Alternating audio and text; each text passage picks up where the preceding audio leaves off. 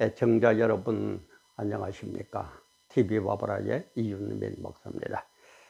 오늘 시간에는 지난 10월 12일 날 이스라엘 예루살렘에서 제3성전 행사를 거행했다는 그런 소식을 접하면서 정말 참 이제는 재림할 때, 주님께서 재림 심판할 때가 정말 더 성큼성큼 다가오고 있구나 하는 그런 의미에서 오늘 또 하나의 재림 징조 예루살렘 성전 건축이라는 제목으로 촬영을 시작합니다. 촬영을 시작하는 지금 시각 아침 8시 30분쯤 된 그런 시각입니다. 자리가 앞서 늘 TV 바보를 위해서 영육으로 협조해 주시는 우리 강재순 집사님에게 다시 한번 감사하다는 그런 말씀을 올려드립니다. 여러분 마음에 100% 안 드시더라도 구독, 알림, 좋아요, 공유해 주시고 또 많은 기도를 해 주시면 저에게는 엄청난 힘이 되겠습니다. 이거 조금 설명을 하자면은 SNS에서 나온 거였는데 지난 10월 12일 예루살렘에서 제3성전 행사를 했다는데 그분은 제3성전 행사를 제가 볼 때 제3성전이 아니고 제4성전 행사를 했다라는 쪽으로 오히려 더 해석을 하고 싶습니다. 그래서 지물을 갖고 와서 포도주도 붓고 또 물도 붓고 이러면 하면서 성전 행사를 했다고 그러는데 이 성전 행사 주님께 예배드리는 하늘께 예배드리는 이 행사를 하려고 그러면은 뭐가 있어야 됩니까? 건물이 있어야 되거든요. 그죠? 건물이 있어야 되고 제사장이 있어야 됩니다. 물론 제사 드리는 사람들 있어야 되겠지만 우선 외형적으로 이 두 개가 갖춰야 돼요. 근데 나중에 설명하자면 현재는 예루살렘 성전이 파괴가 되어 가지고 있는 그런 상황입니다. 그런데 이스라엘 국력으로 볼 때에 그저 성전 하나 짓는 그거 아무것도 아니에요. 그런데 이상하게 아직까지 안 짓고 있어요. 참 희한하죠, 그죠? 그분들은 뭐 하나님 믿는 선민이라고 스스로 그러지 않습니까? 그런 사람들이 성전이 파괴가 되었으면 성전을 지을 것 같은데 이스라엘 국력 정도면은 금세 지을 것 같은데 아직까지 안 짓고 있어요. 그리고 제사장은 DNA 검사를 해가지고 아론의 후손들이 제사장 했죠. 나중에는 이게 많이 막 타락도 되고 변형도 됩니다만 원칙은 제사장은 이 세습제거든요. 그래서 아론의 후손들, 제사장의 후손들을 DNA 검사해가지고 누구 자손이 어떻게 이어져 와가지고 누가 제사장 DNA를 갖고 있는 제사장 자손인지까지도 조사가 다 됐다고 그럽니다. 그러면은 건물 지을 정도의 국력 되죠. 제사장 조사 다 했죠. 그러면 성전 짓는 거 아무것도 아니에요. 근데 성전을 아직까지 안 짓고 있는데 성전 행사는 했다 이 말이에요. 그럼 이 얘기는 무슨 얘기입니까? 곧 성전을 짓겠다는 얘기입니다. 이게 왜냐하면은 성전을 짓는 것은 종말 때에 심판의 한 대목으로 나옵니다. 자, 우리 마태복음 24장 15절부터 22절까지 여기 보면 나옵니다.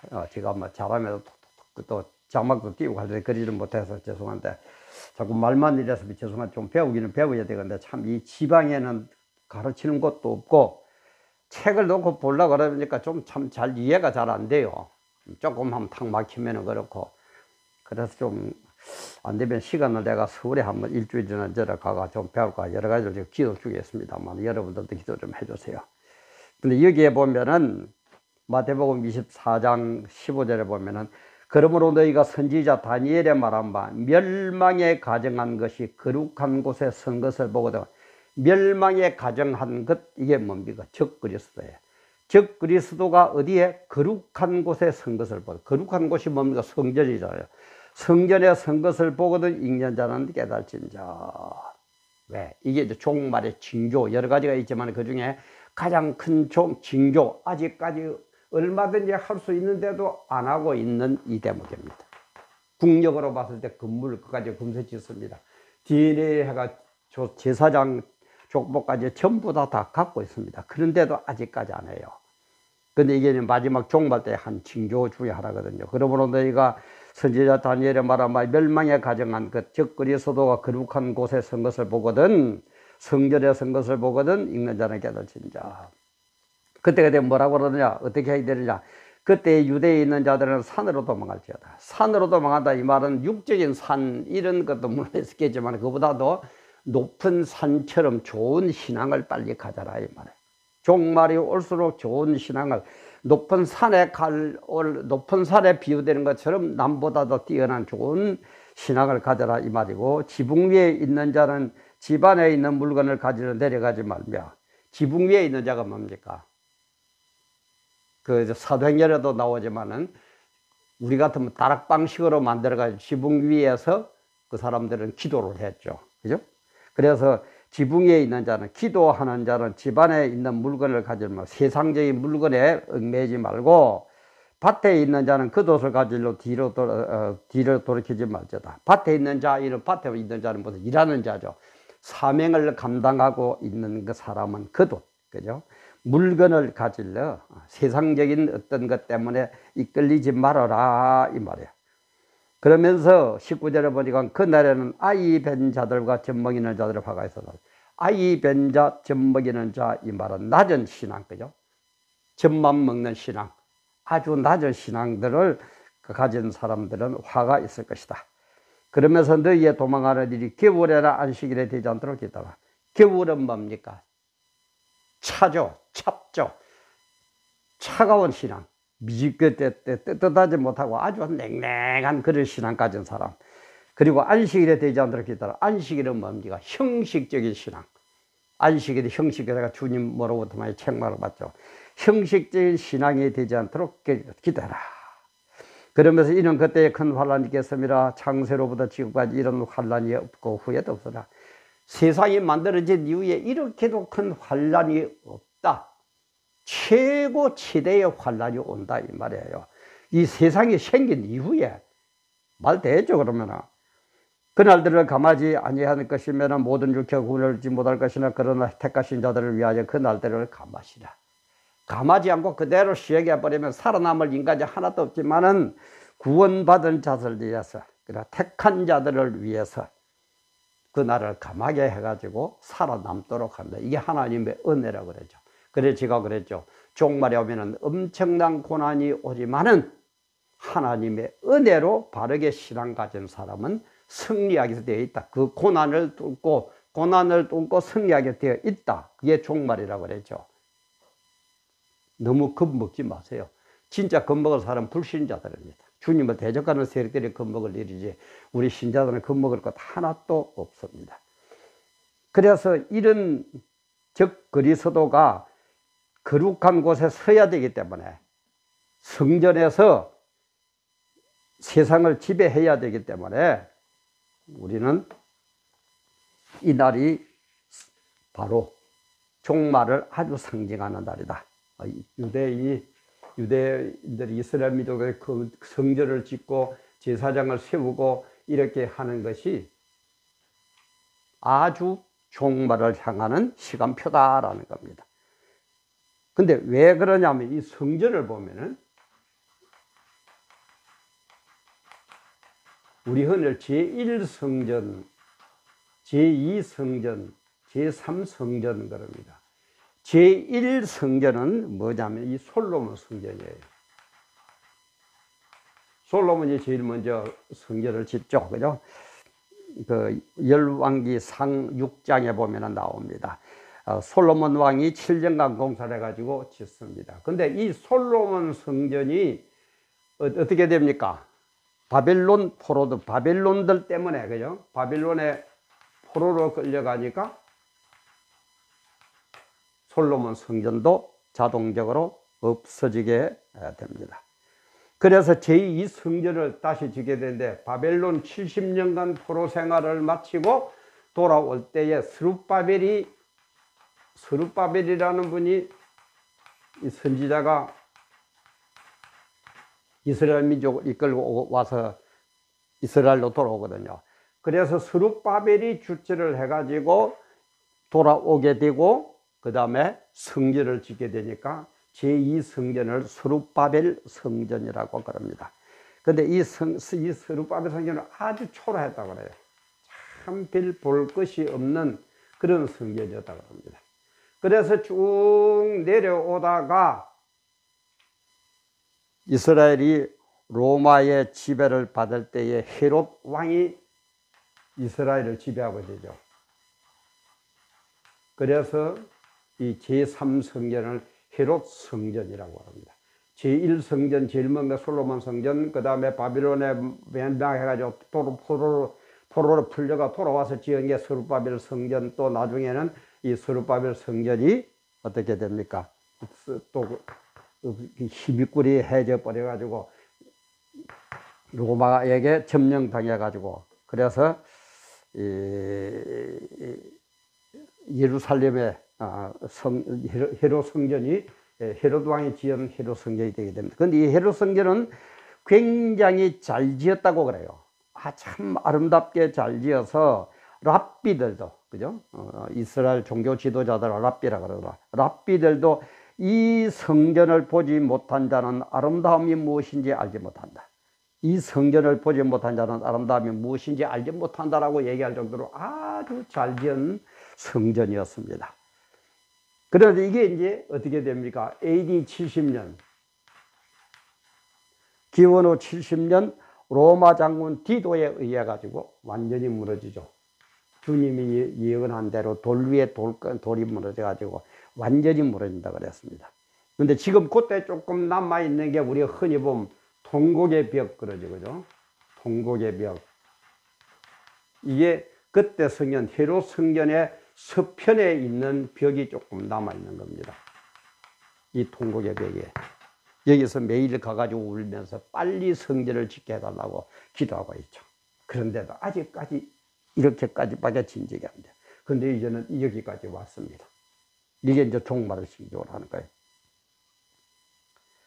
그러다가 이제 로마 황제 또 히드리아누스라는 사람은 로마식 성전은 신전을 여기에다가 헤롯 성전에다가 만들고 또 AD 70년에는 바위의 돔 우리 그 보면 나오죠. 이제 예루살렘에 지금 가면 예루살렘 바위의 돔 해가지고 회교도들이 그죠. 누렇게 황금색으로 한 돔 있죠, 그죠? 그걸 해가지고 지어가지고 자기들이 그 성전을 삼고 있습니다. 이렇게 역사가 이렇게 흘러가요. 그래서 아까도 얘기했지만은 이 성전에서 종말장 마태복음 24장에 보면은 이 성전에서 적 그리스도가 지배하고 적 그리스도가 내가 의로운 사람이다, 내가 무엇이다, 내가 하나님이다 하고 나타나야 되기 위해서는 제4성전이 들어서야 되는 거예요. 그런데 이게 언제냐 이 말이에요. 아까도 얘기했지만은 이스라엘 국력으로 볼 때에 이 성전 하나 짓는 것도 아무것도 아닙니다. 그리고 제사장 DNA 조사가 전부 다 되어 있습니다. 그런데 아직 안 짓고 있는데 지난 10월 10일 날 성전 행사를 했다 이 말이에요. 이 말은 뭡니까? 성전을 짓겠다는 거예요. 그래서 종말의 징조 여러 가지 중에서도 아주 큰 것 중에서 아직까지 안 이루어지는 게 성전을 안 짓는데 이제는 성전을 지을 그런 사인이 아닌가 이런 생각을 보면서 또 하나의 재림징조 예루살렘 성전 건축이라는 그런 걸 가지고 생각을 같이 한번 해봤습니다. 우리 성도님들 참 신앙까지 하세요. 가짜 신앙하지 마세요. 가짜 신앙 아닙니다. 주님은 알고 계십니다. 세상 사람들을 속이고 목사를 속일 수는 있을지 모르지만 하나님은 못 속입니다. 내가 진짜 신앙인입니까? 알고 계십니까? 죽정입니까? 내 신앙이 알고 신앙이에요. 죽정 신앙이에요.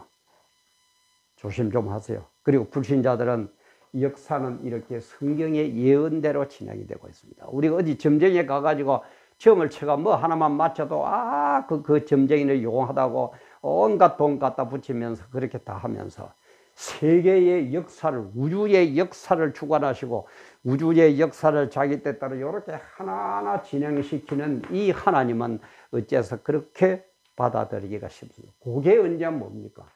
하나님을 대적하는 이 사람이 뭐예요? 이게 이제 유기자, 버린 자, 유기된 자입니다.